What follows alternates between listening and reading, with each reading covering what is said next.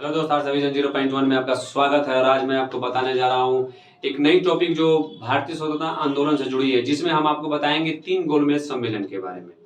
आखिर ये गोलमेज सम्मेलन हुआ क्यों? सबसे पहले कारण यह है कि गोलमेज सम्मेलन होने के साइमन कमीशन जो भारत आया था उसको लेके, जिसमें क्या था, सारे के सारे अंग्रेज अधिकारी थे, जिससे भारतीय काफी नाराज थे। इसी के लिए, इसी समझौते के लिए गोलमेज सम्मेलन बुलाया गया। जो पहला गोलमेज सम्मेलन जो है वो 12 नवंबर 1930 को बुलाया गया, जो 19 जनवरी 1931 तक चला। यानी कब रखा गया? 12 नवंबर 1930 में शुरू किया गया और कब तक चला? 19 जनवरी 1931 तक। साइमन रिपोर्ट पर बहस के लिए, यानी साइमन जो रिपोर्ट आया था उस पर बहस के लिए क्या किया गया था? एक सम्मेलन किया गया, जिसको प्रथम गोलमेज सम्मेलन कहा गया। इस सम्मेलन की अध्यक्षता ब्रिटिश प्रधानमंत्री रेमजे मैकडोनाल्ड ने किया था। यानी यह सवाल आता है कई बार, कंपटीशन में भी आ सकता है और ऐसे भी आपको 12 में पूछ सकता है कि प्रथम गोलमेज सम्मेलन का नेतृत्व किसने किया था? तो प्रधानमंत्री रेमजे मैकडोनाल्ड ने किया था। इस सम्मेलन में 89 सदस्यों ने भाग लिया था, जिसमें ब्रिटेन के 3 दलों का प्रतिनिधित्व करने वाला 16 ब्रिटेन संसद सदस्य एवं ब्रिटिश भारत के 57 प्रतिनिधि, जिनको वायसराय ने नियुक्त किया था।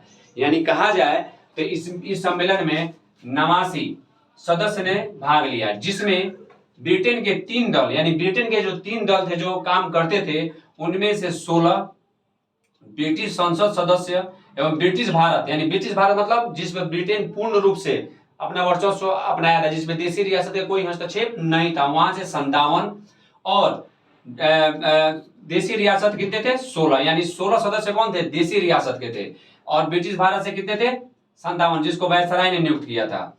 अब अगला पॉइंट आता है, कांग्रेस ने इस सम्मेलन में बहिष्कार किया। यानी कांग्रेस ने इस सम्मेलन का बहिष्कार इसलिए किया क्योंकि इसमें सारे जितने भी लोग थे, सबका मतगणना अलग अलग था, सबका अलग अलग विचार था, जिसकी वजह से किसी का विचारधारा एक दूसरे से नहीं मिला। और कांग्रेस नहीं चाहता था कि हमारा जो भारतीय प्रांत है, चाहे ब्रिटिश हुकूमत वाला भारत है, चाहे कांग्रेस पार्टी है, ये तीनों मतभेद होकर चले। इन तीनों में मतभेद के कारण यह जो हुआ सम्मेलन रद्द हो गया और इसका विरोध हुआ, क्योंकि सब पार्टी ने अपना अपना बात रख दिया था। वो कहता था कि मेरी बात चलेगी, मेरी बहुमत के साथ काम होगा, हम अपने दल के लिए बात करेंगे, हम अपने वर्ग के लिए बात करेंगे, हम अपने समुदाय के लिए बात करेंगे। इससे यह देखने को मिल रहा था कि सभी जगह बंटवारा हो गया था, धर्म के नाम पे, जाति के नाम पे, वर्ग के नाम पे। इसलिए यह क्या हुआ? असफल रहा। दूसरा गोलमेज सम्मेलन का शुरुआत 7 सितंबर 1931 को शुरू हुआ। कब हुआ? 7 सितंबर 1931 को। इस सम्मेलन में गांधी इरविन समझौता के तहत इस पे विचार किया गया। यानी गांधी जी और इरविन जो था वायसराय, उसके बीच दिल्ली में एक समझौता हुआ, जिसे गांधी इरविन समझौता के नाम से जानते हैं, जिसमें बहुत सारे मुद्दे हुए, जिसके बारे में हम एक अगला वीडियो बनाएंगे, जिसमें गांधी इरविन समझौता के बारे में मुख्य बातें को बताएंगे। इस समझौते के तहत इसकी क्या शुरुआत हुई? दूसरे गोलमेज सम्मेलन का। इस सम्मेलन में गांधी जी 12 सितंबर को लंदन पहुंचे और इसमें शामिल हुए और वहां पे अपना प्रस्ताव रखा। लेकिन गांधी जी इस पर यह कहा कि सभी दल सांप्रदायिक है। यानी उन्होंने कहा, गांधी जी जब वहां लंदन पहुंचे इस सम्मेलन में, तो देखा कि सारे लोग सांप्रदायिक रूप से अपना बात रख रहे थे। इसलिए उन्होंने कहा कि जितनी भी दल यहाँ पे शामिल हुए, सारे के सारे दल क्या है? सांप्रदायिक है। केवल कांग्रेस ही सारे भारत एवं सभी हितों का प्रतिनिधित्व का दावा कर सकती है। यानी कांग्रेस पार्टी अकेलौता है जो सभी को लेकर चलती है, बाकी जितनी भी दल यहाँ पे शामिल हुआ है सब सांप्रदायिक रूप से काम कर रहा है।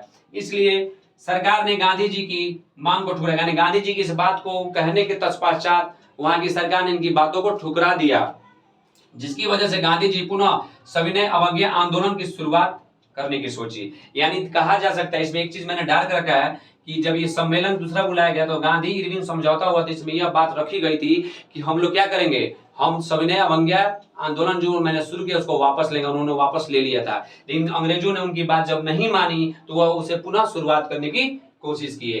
अब आता है तीसरा गोलमेज सम्मेलन। भारत में नए संविधान का नक्शा तैयार करने के लिए इस पर भारत मंत्री ने तीसरा गोलमेज सम्मेलन बुलाया। यानी तीसरा गोलमेज सम्मेलन बुलाने का मतलब था कि भारतीय संविधान को तैयार करना, संविधान का नक्शा तैयार करना। ठीक है। यह सम्मेलन 17 नवंबर 1932 ईस्वी से 24 दिसंबर 1932 ईस्वी तक चला। इस सम्मेलन में कांग्रेस ने भाग नहीं लिया, क्योंकि उनके सारे नेता कहां थे? जेल में बंद थे। इसलिए इसमें कांग्रेस ने भाग नहीं लिया। इस तरह से ये भी क्या हुआ? असफल रहा। नोट पे मैंने कुछ पॉइंट लिखा है जो अक्सर आपको ऑब्जेक्टिव में पूछा जा सकता है और आपको जानकारी के लिए बहुत जरूरी है। पहला नोट, तीनों गोलमेज सम्मेलन में शामिल होने वाली महिला एनी बेसेंट थी। सवाल आता है कि तीनों गोलमेज सम्मेलन में शामिल होने वाली महिला कौन थी, तो आप बोलिएगा एनी बेसेंट। पॉइंट नंबर दूसरा, दूसरे गोलमेज सम्मेलन में गांधी जी ने भाग लिया, यानी गांधी जी ने किस सम्मेलन में भाग लिया था, तो दूसरे में, पहले में नहीं लिया था। ठीक है। पॉइंट नंबर तीसरा, ब्रिटेन के राजा जॉर्ज पंचम ने गोलमेज सम्मेलन का उद्घाटन किया था, यानी प्रथम गोलमेज सम्मेलन का उद्घाटन किसने किया था, ब्रिटेन के राजा जॉर्ज पंचम ने। लेकिन अगर इसका नेतृत्व करता कौन थे, तो रेमजे मैकडोनाल्ड। कौन थे, रेमजे मैकडोनाल्ड, जो ब्रिटेन के प्रधानमंत्री थे। लेकिन इसकी शुरुआत यानी उद्घाटन कौन किया था, तो राजा जॉर्ज पंचम ने। पॉइंट नंबर अगला, दूसरे गोलमेज सम्मेलन के दौरान भारत के गवर्नर लॉर्ड विलिंगटन थे। पॉइंट नंबर पांचवा, एक आता है टॉपिक कि सांप्रदायिक पंचांग क्या है, चाहे पूना पैक्ट क्या है, इसके बारे में। तो इसमें मैंने शॉर्ट में लिखा है, इसको आप लिख सकते हैं क्योंकि 2 नंबर का पूछेगा फाइनल में, अगर पूछेगा भी तो। कम्युनल अवार्ड एवं पूना पैक्ट, सांप्रदायिक समस्या को समाधान करने के हेतु घोषणा।